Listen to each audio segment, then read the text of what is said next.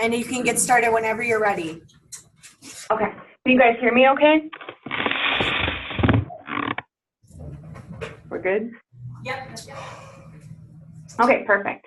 So I was a HIM grad from St. Scholastica. I've been in the professional role since 2007, so about 11 years. And I am a major in HIM with a minor in computer information systems. And while I was at Scholastica, I also was at SMDC, which is now Ascension or Essentia, and we worked with their Epic rollout at their clinics. So I kind of got a little feel for the IT side of the world, and I really loved it. So I'm actually here today to kind of talk about the non-traditional HIM track of healthcare IT. And I do work in Aspirus, and that is I'm located in central Wisconsin, and then we have hospitals throughout Wisconsin and the Upper Peninsula of Michigan. And you guys can see my screen once I forwarded the presentation. We're okay? Yep. Okay, perfect. So yeah, just a little bit about my history. I gave you the CSS speech, but with Aspirus, I've been with them since 2007, and I've worked in both an analyst capacity.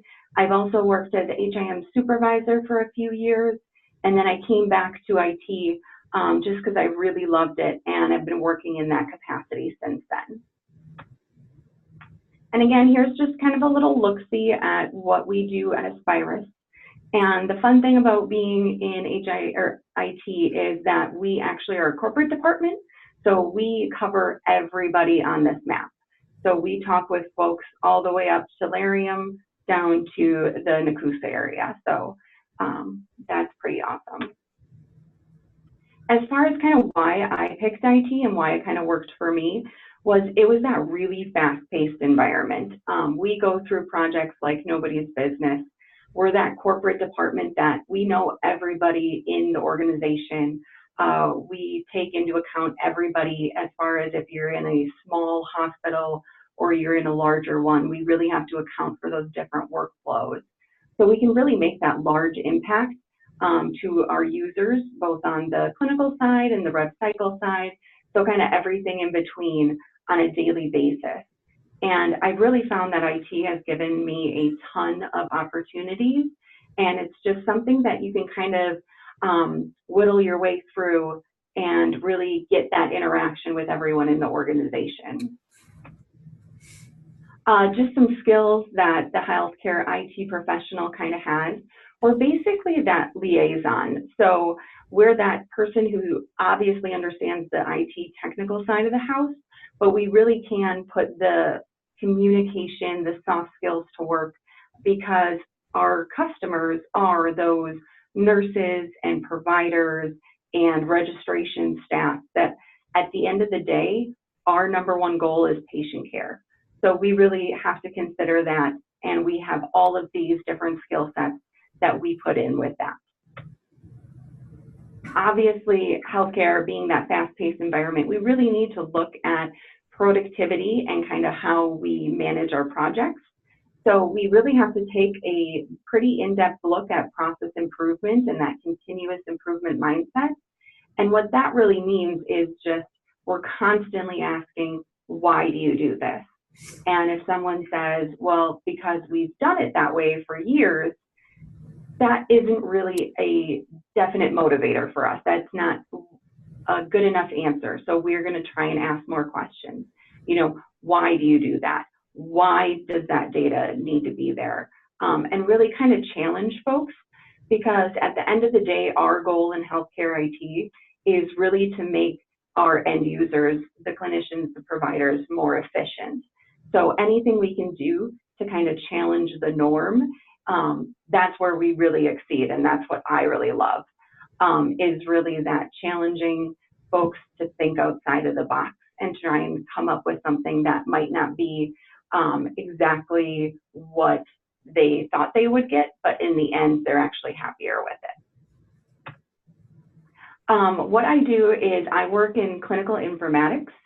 So we are a department of IT, but we're really that kind of liaison between the clinicians and IT. So we really focus on the analytics piece. So we work with the technology and the information and the processes. And within my team, I have 64 folks. So we range from the training and support specialists. And what those folks do is they are the ones who train the classroom. So obviously we have new folks that come on board every 2 weeks, sometimes even more. And we need to train those folks on how to use our EHR. And our EHR in-house is actually Epic. So we work with Epic and we train them how to use that software so that they can go on the floor, feel confident enough to start taking care of patients. That support specialist piece is actually that at the elbow. So when users are having issues, those are the folks that I send out on the floor to really gain more information about what the problem is, how we can solve it, and communication or education that needs to happen with it. I also have nurse specialists, so these are actually my RNs, and they really provide that clinical content, the why would we do this piece. If we're adding in a screening, is it going to be an admission screening? Do we need to try it once and just see on admission how that'll impact our patients? Or is it something that we should be doing on a daily basis that we would put in our shift daily rounding?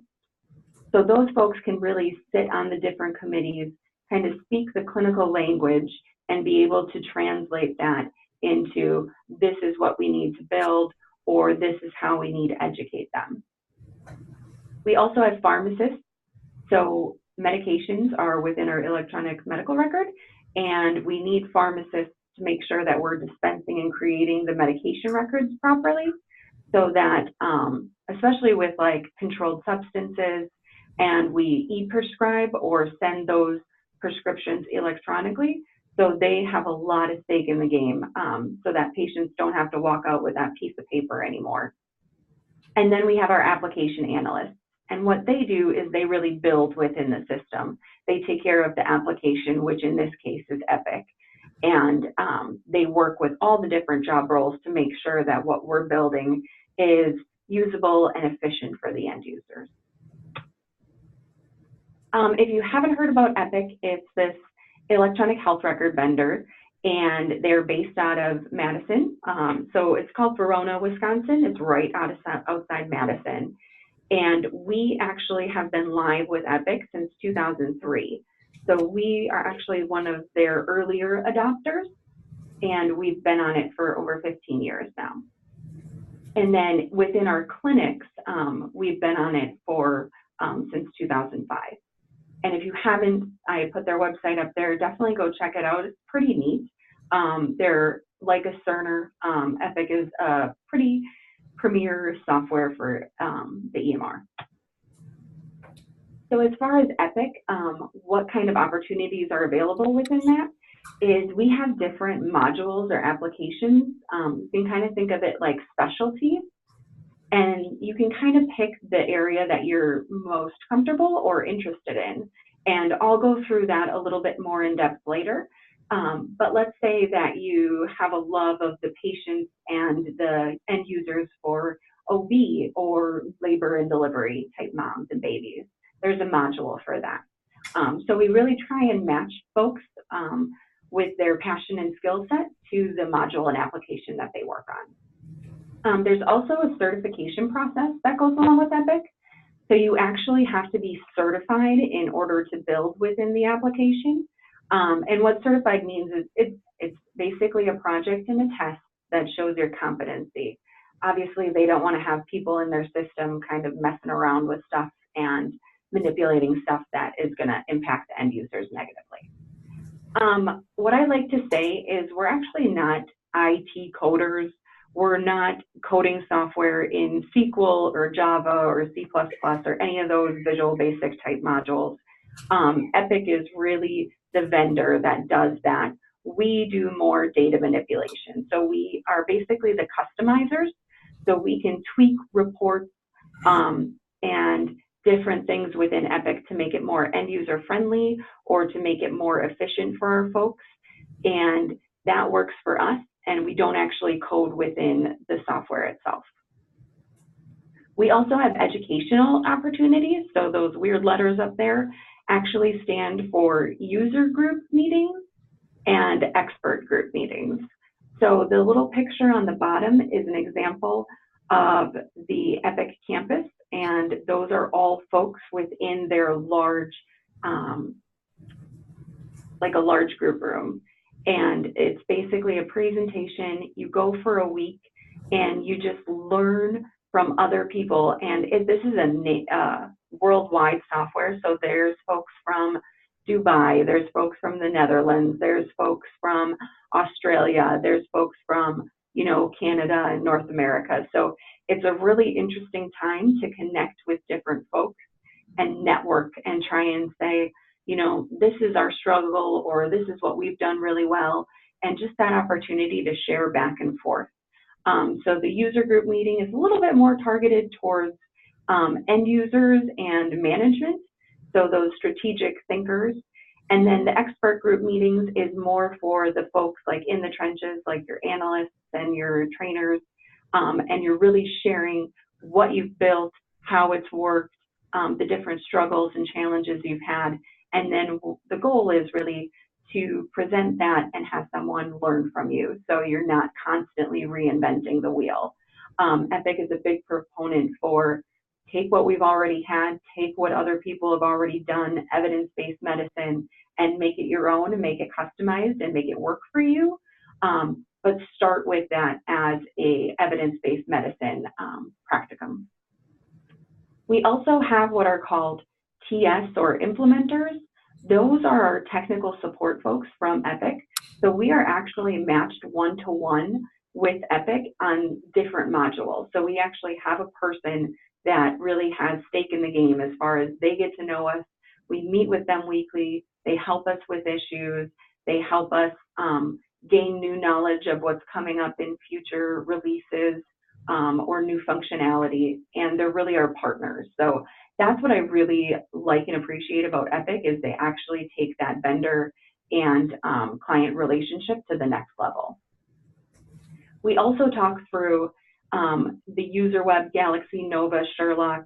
They're all kind of weird names. That's kind of an Epic thing. They're really into like the Galaxy, and they have like a whole building just on Harry Potter. So they're very creative minded as well.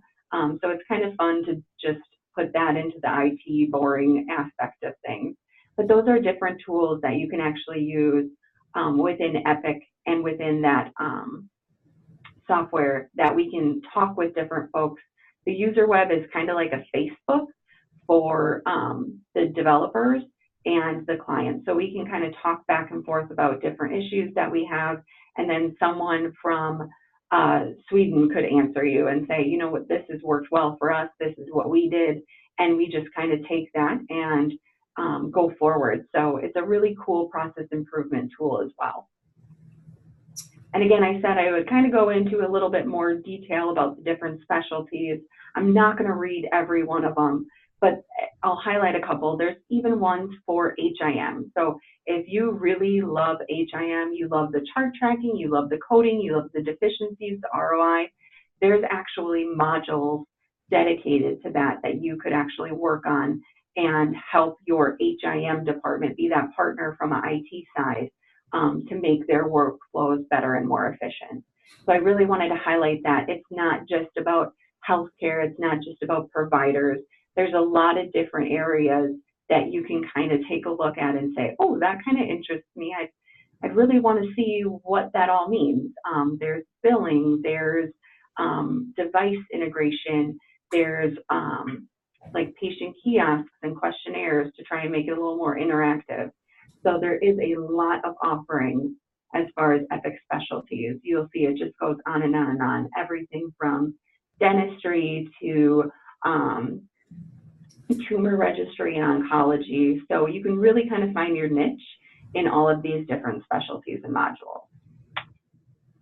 And then just kind of background on me, I do have a lot of inpatient. So when you're actually at the hospital with the clinical documentation and orders, and what we call decision support, which is really trying to make good clinical decisions based on evidence-based practice. So if you come in as a patient and you haven't had your flu shot, we're going to let you know in a pop-up that, hey, provider, this person hasn't had their flu shot yet this year.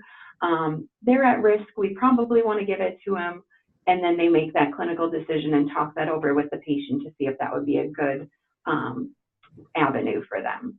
Same with, like, I'll go to a mom and baby.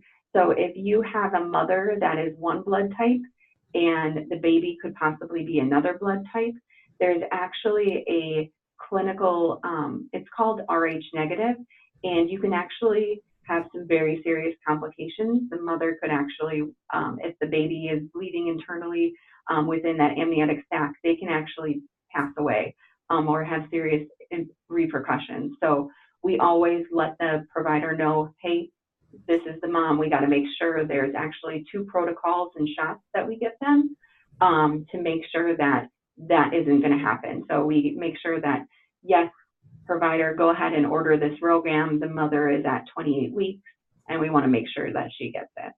So there's a lot of evidence-based medicine that we put into our software to make sure that we're just thinking about everything. Sometimes people refer to it as kind of like their mental checklist on the screen to make sure that I've talked to my patient about this, I've done this, and I just want to make sure that I'm taking care of my patient the way that I can. So kind of what our Epic analysts do is obviously they go through that certification process. So you actually go down to Epic, to Madison, you go to class. Usually it's about a 2-week period. They separate it into like you're on a week, off a week, on a week. And then what you do is you take projects and do tests so that you can make sure that you understand the curriculum and that you've shown competency. And then what happens is that's kind of your Willy Wonka golden ticket into the system where you can kind of really start being quote unquote dangerous and getting in there and fixing things. And what we really call our job is really, we have obviously administrative tasks. We have to go to meetings. We have to answer emails. That's just a part of this job you'll really find pretty much anywhere. What we call break, fix, or maintenance is really that end user help desk ticketing system. So if something's not working, we take a look at it. We try and resolve it as quickly as possible. We're obviously on lots of different projects. We buy a new hospital or a clinic, we have to put Epic into the clinic. We upgrade, we want to optimize something. CMS always hits us up with some different regulatory requirements that you kind of got to just hunt. So you get together with a group and you try and figure out how to make this regulation happen so that we're protected and we're going to get reimbursed. And then, of course, we are on call because we are a healthcare system. So it's 24/7, 365, 366 on leap years. We do share that within our analyst group. So it's not like you're on call all day, every day. You share it within a team. So it's about every 20th week that you would be on. So it's not a huge burden, but it's just one example of what we do as far as customer service for our folks. Kind of the description of what our folks actually do is obviously we're a builder. We're going in and we're editing the system. We're building it. We're changing something to make it look different. We have to be really good documenters because we have to make sure our change processes, which basically means I'm not going to put something in front of an end user that isn't properly tested and that I can't show that this actually works. So we obviously test. We are that liaison to make sure that what we put into the system that the end user agrees with and can actually get behind. So they actually sign off on the different projects that we work on. As far as a detective or a researcher, those are the things that we like to do when there's issues that shouldn't be happening. So we kind of have to take a really deeper dive into what's going on, why is it happening, how can we make it better, research things that maybe a regulation changed or something new is happening in the system. it's basically just trying to constantly ask why and constantly change the norm and be that change agent. If we can make something better, then that's what we try and do. As far as our job descriptions go, we have 3 different tiers. So that was basically done 5 years ago because we had to realize that not everybody wants to go down the management track, and that's okay. And so instead of just having one job description as far as you're an analyst is an analyst is an analyst, we've actually broke it down into an associate, which is your newer entry level folks, your specialist, your analyst, that's your mid-range. I've been here for a while. I know what I'm doing. I'm certified in a couple different applications. They're your core group of folks. And then sometimes you have folks that are your seniors or the folks that you're going to put on larger projects. You're going to have mentor new staff. They're kind of your bigger picture thinkers as far as they understand how everything works within the system. And then we do have a leadership track, which is lead, manager, director, and then obviously CMO is a chief medical information officer. So they're on the clinical side, they're your physician. There's also nurse officers who focus on the nursing, and then just the straight chief information officer, which is over all of IT. And IT is really, I always had the bias that they're those people who bring me my computer and they're kind of nerdy, they're kind of dorky, they just sit and kind of sit at their cube, answer my questions, and that's about it. And once I actually got into the IT world, I saw that it was really so much more. Of course, you have those folks that are your hardware folks, but you also have folks that are in the project management world. That's a totally different skill set than someone who's going to sit at their computer all day. Those are your folks that are going to talk with your high-level executives and get projects through using different methodologies in the project management office. You also have reporting and analytics. So those folks that like data, like to see data, we have a whole team just for reporting and analytics. And we have someone who's so passionate about that, like that's his life. And then you have the folks in the different applications. So you can have some for the revenue cycle side of the house where your HIM folks sit, where your billing folks sit, and then of course the clinical side of the house where your nurses, your ancillaries, and your providers sit. As far as kind of what I do as far as a lead is I really coach and mentor folks. So I really want to try and take them down.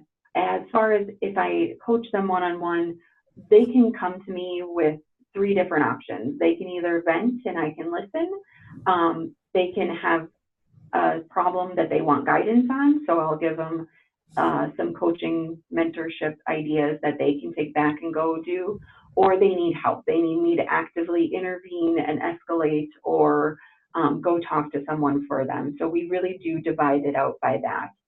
I'm also involved in the hiring process, so recruitment, outreach, actually in interviews, and onboarding the folks. Big person in the continuous improvement realm. So if you've ever heard of like different color belts within Six Sigma, I'm a green belt level, so I actually can run different projects and process map different things out. So we have a whole training just on continuous improvement that we go through. Also work with contracts and budgeting, scheduling, and reviews. So it's kind of all encompassing, but it's a really fun, my day is never the same. I never come in and at 10 o'clock I'm gonna do this, at 1 o'clock I'm gonna do this. It's constantly different. So I really like that, I thrive on that. Just kind of some exciting opportunities I've had over the years is I remember when I first started, I actually did a form for the OR, the operating room. And one of the gals in the operating room said, well, do you want to come watch a surgery? And I said, oh, goodness gracious, I'm not quite sure about that. Yeah, I think that would be cool. So they got me all scrubbed up. You had to get in the full gear. I actually went in the room watched an open heart surgery, a total knee replacement, and actually watched how they used what I had built in their actual flow of a patient. So not that that would work out for everybody. Some of my folks said I would be another patient. I would definitely pass out, and that's okay. But it's just something that it's not the norm. Everything can be different and everything can be tailored to folks, and there really are sky's the limit. So that was something that was just really exciting for me as far as going outside my comfort zone and seeing that different world. Again, these words, Six Sigma, Kaizen events, and process mapping, basically all of those things are just tools in asking why. So trying to improve a process that maybe it's just something that is completely broken, maybe it's not broken, but folks complain about it a lot, or it's just not efficient. We just really take a look at all of those things and try and map out what's exactly going wrong and how can we make it better.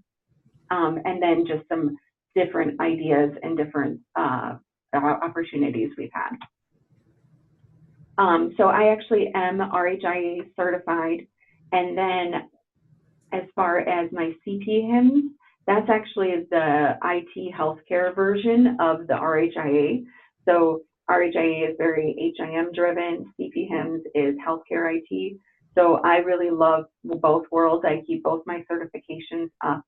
And I like to participate in both worlds because I really like to challenge both sides of the fence, you know, the HIM side where we can be on the table as far as the IT side of the world, and then healthcare IT side of the world for, hey, you guys need to make sure that HIM is involved because everything that we do relates back to it because ultimately they are the controller owner of that legal medical record. We are just tools in that process.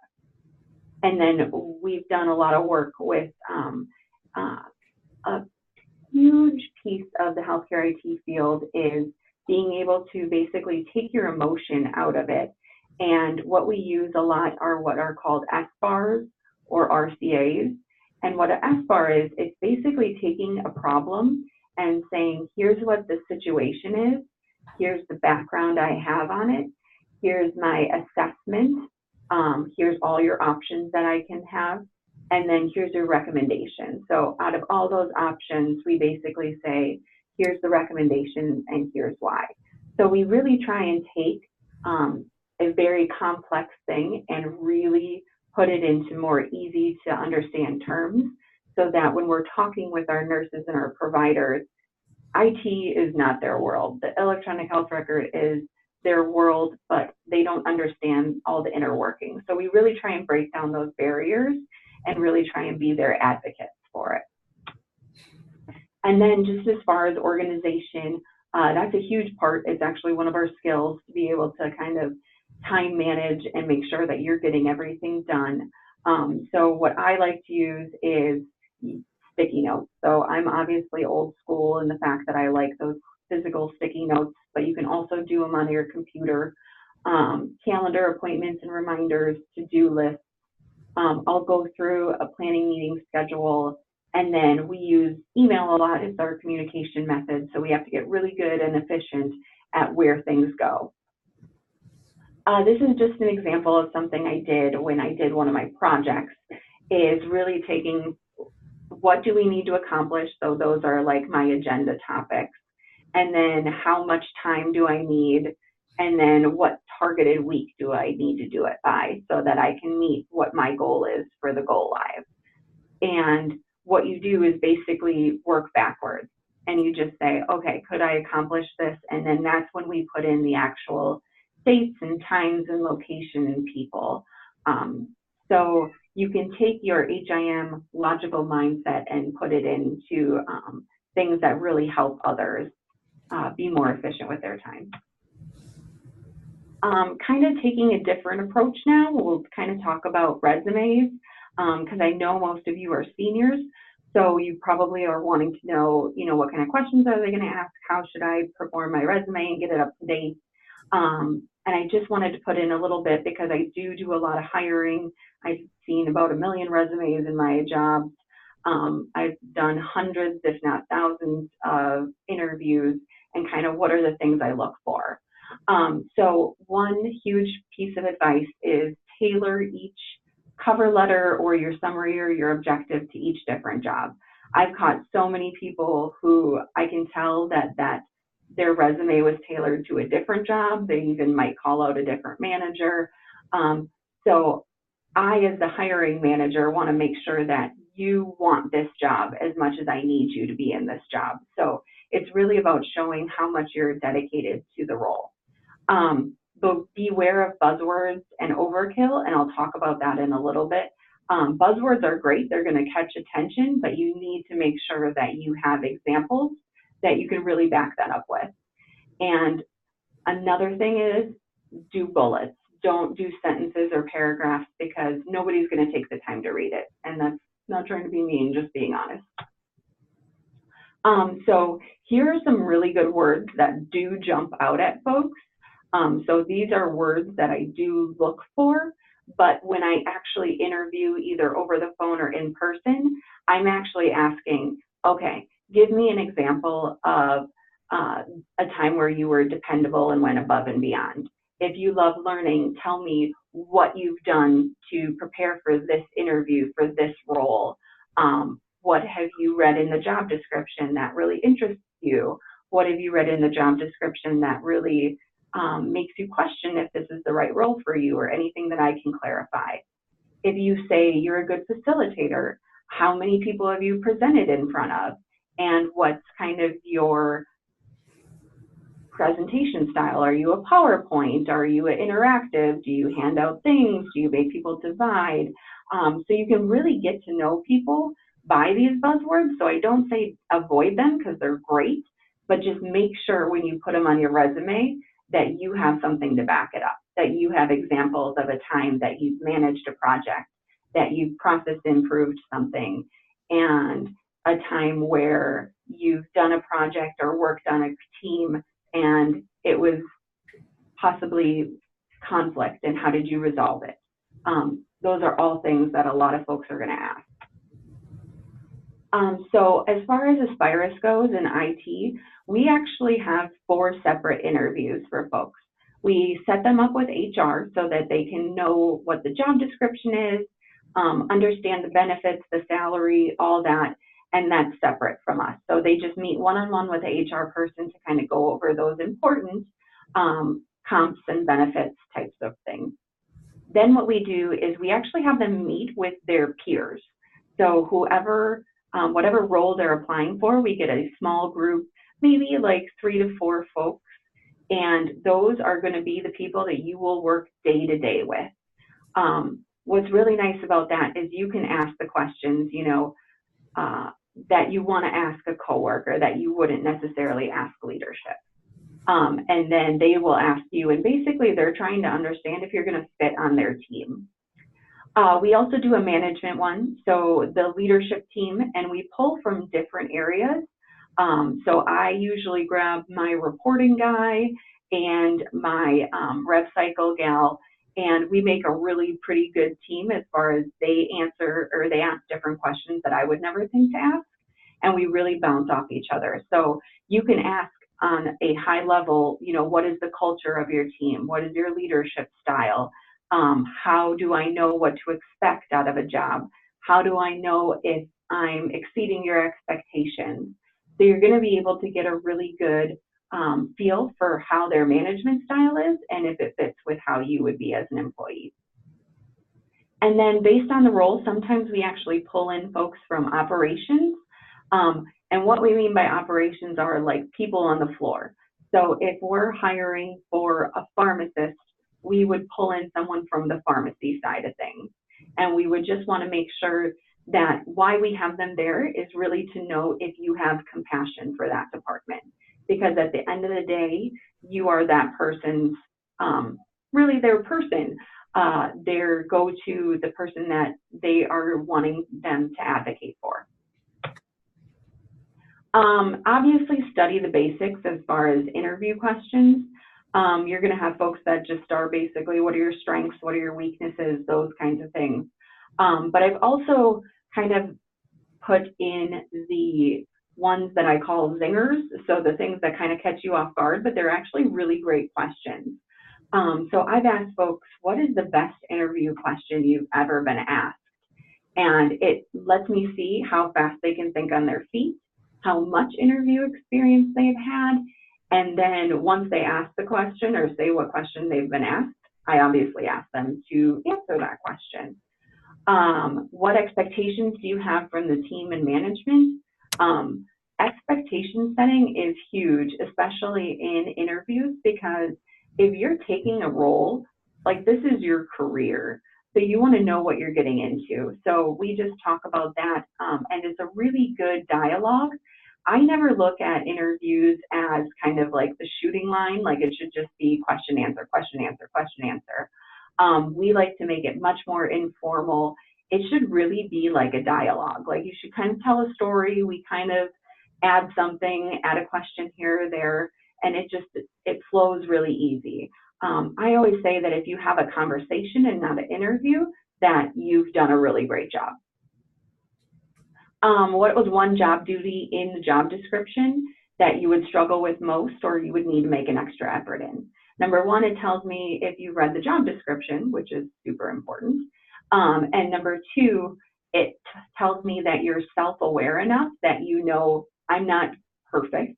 And the folks who say, well, I wouldn't struggle with anything, I would really challenge that, and it would make me question from a leadership perspective if I could actually coach and grow that person. What is the greatest compliment and the best constructive criticism? Those are really good play on words, because obviously you want them to highlight something and it really brings the human emotion side into it. And then that constructive criticism, again, is that self-awareness where I know I'm not perfect and these are the things I need to work on. I've actually seen someone ask, how do you make a peanut butter and jelly sandwich? And it sounds like the most ridiculous question ever.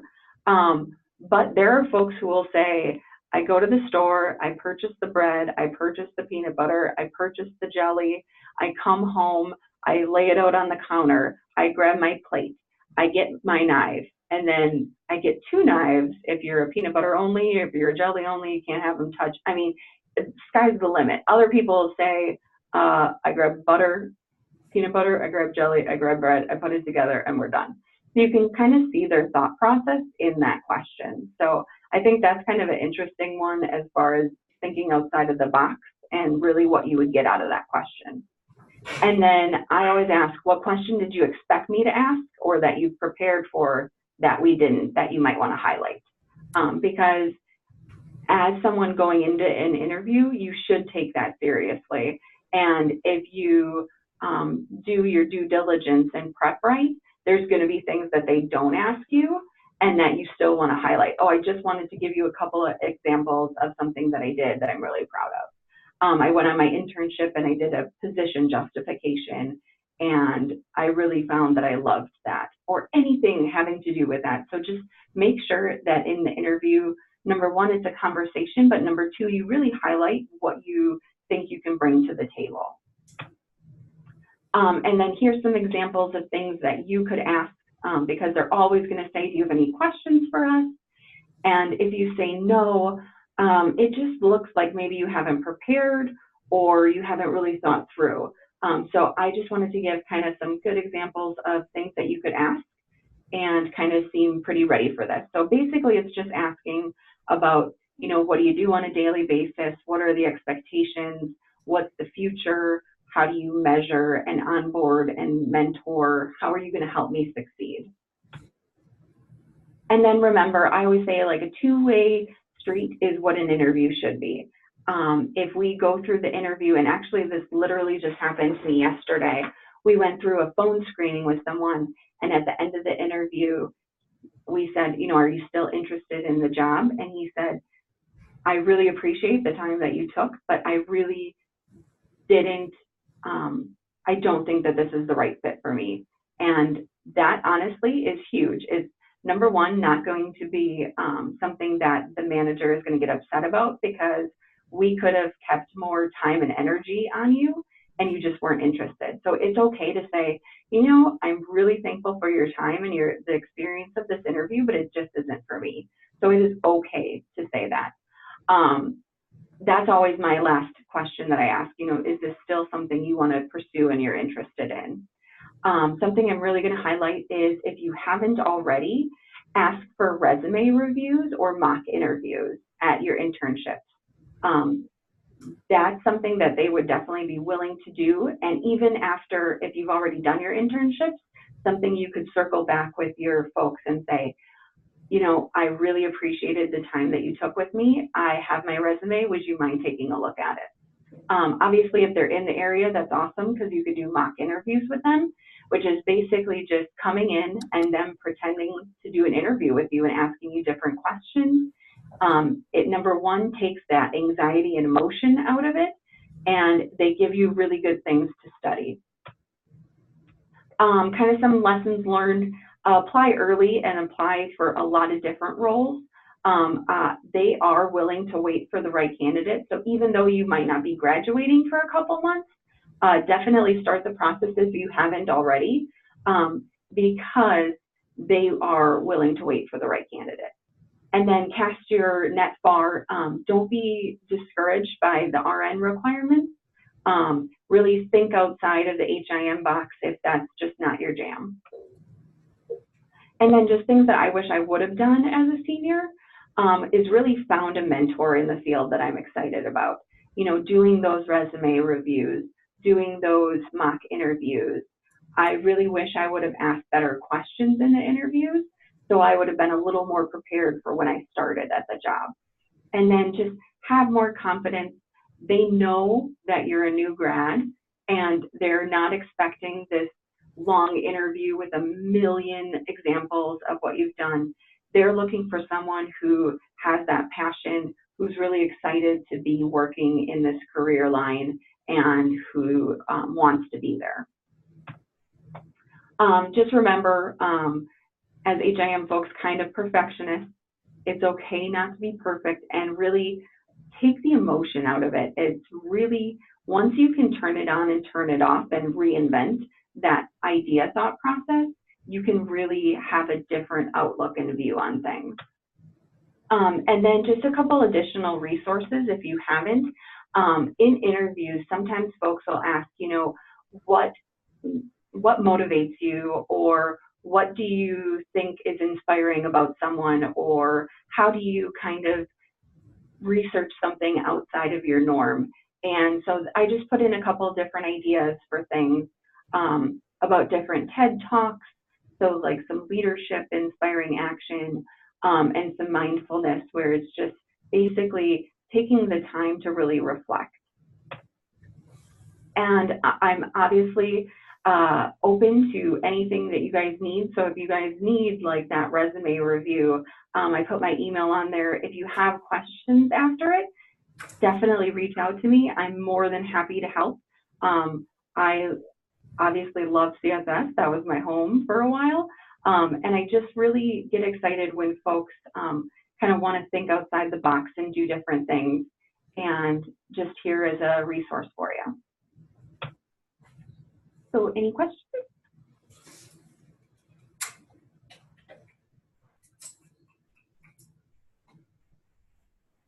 So many questions for Ashley. Ashley, did you say was your first job at Aspirus, or were you at a different? Did you take a different? Yeah. So actually, I've been at Aspirus since I graduated. Okay. All right. Yeah, go ahead. So just kind of a question. So when did you take your HIM or HIMS? RHA. Or not, or the other one? No, the other one. Was it CP? Yeah. The CP-HIM certification. When did you take? Okay. Yeah. So I took that one in 2013, and I took my RHIA in 2008. Okay. 2000, yeah. Was that So I did take some time, because the CP-HIMS one is a lot of, you have to have been in that IT role for so many years, and then have your bachelor's degree. So you had to have work experience before you could actually take the test. Okay, thank you. Yeah, for sure.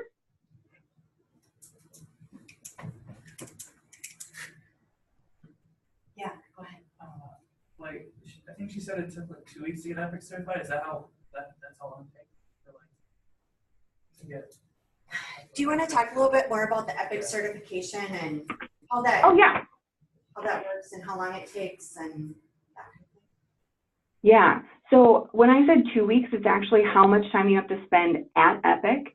So in Madison, and how they kind of do it is you sit, it's a classroom. So you have an instructor, they teach you the course content, they teach you and do examples through. So it's just like a college course, but intense because it's all day. And so you go on 2 separate occasions, and then you basically have to do 2 projects and then 2 to 3 exams, depending on what you're going for.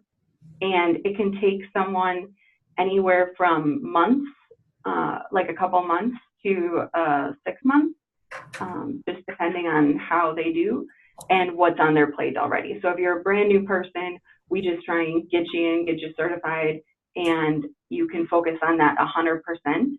If you're already obviously working in the field, you have projects, you have tickets, you have things you have to do, it takes a little bit longer just because you don't have that time to just focus solely on getting that certification. And are the projects something that EPIC assigns, or is it something that your organization assigns? Yeah, so it's actually Epic, and you actually have a basic like exercise activity, and it says you must do this, and then you have to put in like the patient that you created. If you had to create a nurse, then you have to put the nurse. If you created a flow sheet, you have to put the flow sheet example. So it's basically saying, here's what you have to do, can you do it? And then you just go through your workbook and the different resources you have and build it.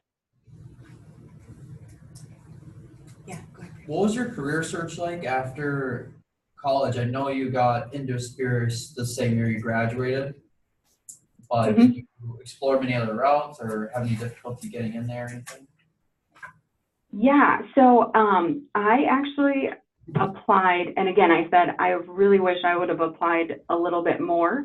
I was kind of just like, oh my gosh, I got a job, this is awesome. But I applied at Aspiris because that's my hometown, and I've lived here forever, kind of a safe zone. I've applied at the internships that I went to. So I applied down in Madison, and then I actually applied at Epic. And it's just that Epic takes a little bit longer, but I actually got a phone interview with them, and I had, by that time, accepted my role at Aspiris. But yeah, it's just, the internships were the biggest kind of where I want to go, and you can kind of say, well, this is the role I want to be in. And even though I did the traditional HIM internship at St. Mary's in Madison, I actually connected more with the IT folks there, and I applied and got offered a job there as well. So it's just utilizing your resources and seeing what you actually want to do and like to do, and then again, casting that net. So if you went on an internship and you thought that, man, that place would have been a really great fit for me, talk with folks, see what is out there, because it might not be your perfect job, but if you love that company, there could be other roles where you could fit in to that company and then again grow from there.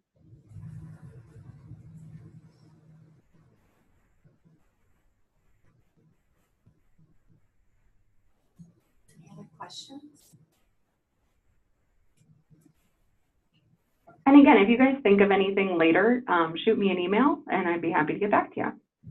Yeah, and I can post, I have her PowerPoint, so I'll post that in Blackboard for you all so you can, because I thank you so much for those examples of the questions and all of that. I think that's really helpful to the students.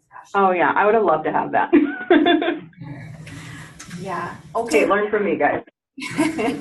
Thank you so much for your time. Oh, for sure. Thank you so much. Yeah, we'll talk to you soon.